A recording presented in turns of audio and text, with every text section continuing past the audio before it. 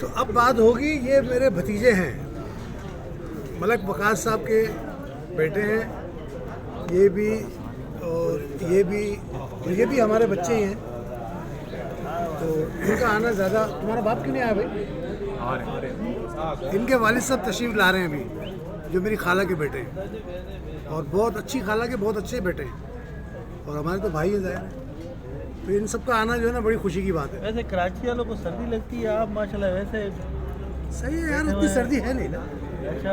सर्दी होती तो मुझे भी लगती।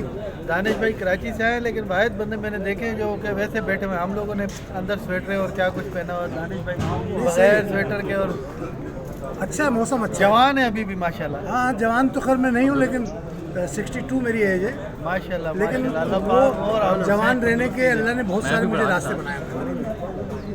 ये जी ख्वाजा साहब आ चुके हैं, और अभी मेरे लिए मकई की रोटी आई है जी, वाह फैक्ट्री से बनकर, हमारी भांजी ने बनाई है। वो देखो अभी आती है तो इंशाल्लाह मकई की रोटी खाएंगे कटवे के साथ। बहुत बहुत शुक्रिया जी। इसका तारुफ तो कराने की वैसे ज़रूरत नहीं है, ये तो किसी तारुफ का मोहताज नहीं है, लेकिन बताना तो चाहिए कि भाई ये जो है मेरे मामू का बेटा है, और ऐसे मामू का बेटा है जो हमारे ख़ानदान की तमाम शादियों में शान होता था।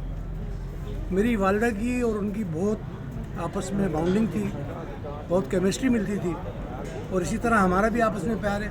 और ये भी हमारी समझ लें कि ख़ानदान के जो खूनी रिश्ते हैं उनमें से ये भी हैं। और ये मेरा भांजा है ख्वाजा सुहेल साहब, इनके घर की वीडियोस तो मैं लगा चुका हूँ सोशल मीडिया पर। माल्टे खाते वो हुए, माल्टे खाते हुए, वो बहुत सारी 4-5 वीडियोस लगाई हैं मैंने। तो ज़ाहिर है यार ये खून का रिश्ता है, आप भी हमारा हिस्सा हो। तो आप लोगों के आने से बहुत खुशी है हमें। और अभी अब मेरे और बच्चा पार्टी भी आ चुके हैं माशाल्लाह, लेकिन इनको भी शामिल करते हैं। आ जाओ तुम लोग भी पीछे।